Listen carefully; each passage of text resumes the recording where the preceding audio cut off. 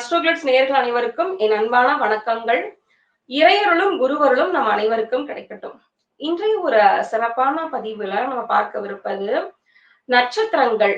நட்சத்திரங்கள் எல்லா நட்சத்திரங்களும் அதற்குரிய பலன்கள், ஒவ்வொரு நட்சத்திரத்துல பிறந்தவங்க வாழ்க்கையில வெற்றி பெறதுக்கான சூட்சும பரிகாரங்கள் என்னென்ன, தெய்வங்கள் என்னென்ன, முக்கியமா நம்ம செய்ய வேண்டிய ஒரு விஷயம் இருக்கு. அந்த நெய்வேத்தியம் அப்படின்னு சொல்லக்கூடியது. இப்போ ஒவ்வொரு கடவுளுக்கும் நம்ம நெய்வேத்தியம் படைக்கிறோம் இல்லையா?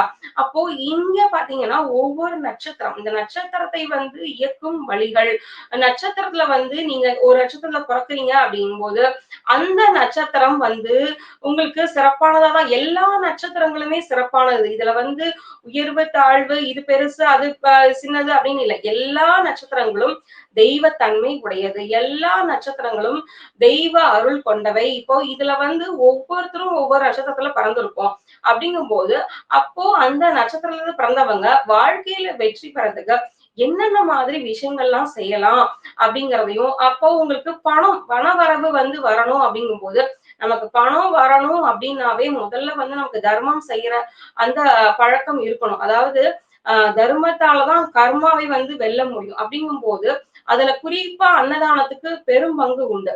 அப்ப ஒவ்வொரு நட்சத்திரக்காரர்களும் என்னென்ன மாதிரி விஷயங்கள் செஞ்சா அவங்க வாழ்க்கை சிறப்பா இருக்கும். முதல்ல அஸ்வினி நட்சத்திரம் அப்படிங்கிறது முதல் நட்சத்திரமா நமக்கு இருக்கு. இப்போ இந்த நட்சத்திரம் இது பாத்தீங்கன்னா நமக்கு எல்லா நட்சத்திரங்களை பத்தியும் ஓரளவுக்கு எல்லாருமே தெரிஞ்சு இருப்போம். இருந்தாலும் ஒரு சில விஷயங்களை சுருக்கமா சொன்னோம் அப்படின்னா, இது ஒரு மருத்துவ நட்சத்திரம் அப்படின்னு சொல்லப்படுது.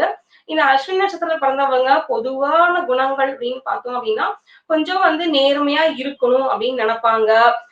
நேர்மறையான சிந்தனைகள் அவங்க கிட்ட இருக்கும். கொடுத்த வேலையை சிறப்பா முடிக்கணும், அதே போல நேர்மையா இருக்கணும் அப்படிங்கிற ஒரு எண்ணத்தோட இருப்பாங்க.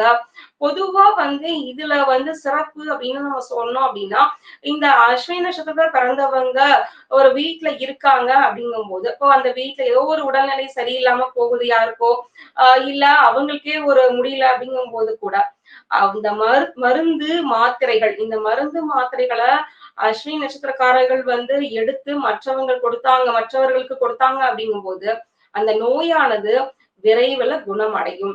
இவங்க கையால ஒரு கசாயம் வச்சு கொடுக்குறாங்க அப்படின்னா கூட அது சிறப்பா வேலை செய்யும்.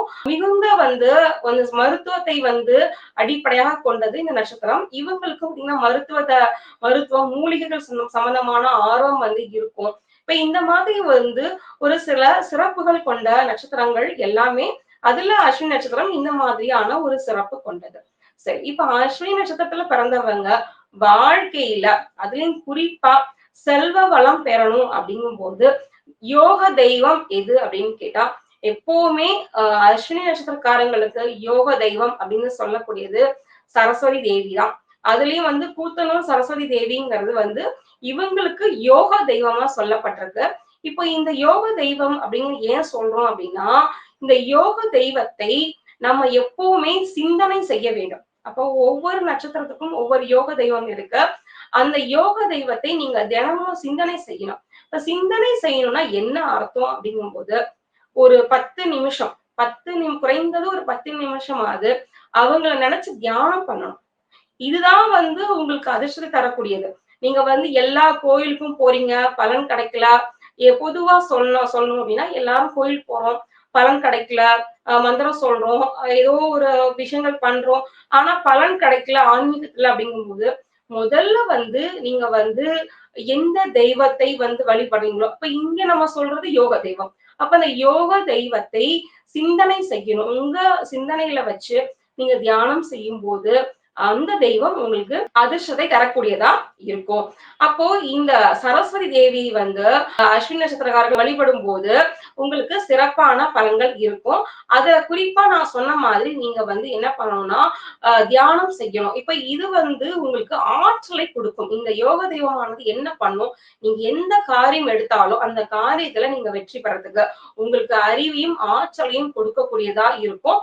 அப்போ நம்ம அந்த சிந்தனையில முழுசா அந்த தெய்வத்தை நம்ம வச்சுக்கணும். இப்போ நீங்க உடல் அளவுல செய்யக்கூடியது அப்படிங்கும் போது இந்த தியானமானது ரொம்ப முக்கியம்.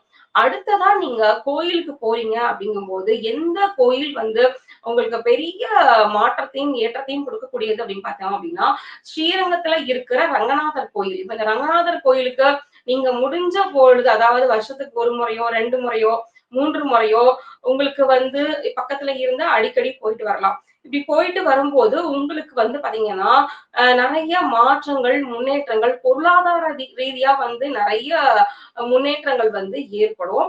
இது வந்து நீங்க முடிந்த அளவுக்கு வந்து ரங்கநாதர் தரிசனம் வந்து செய்யுங்க.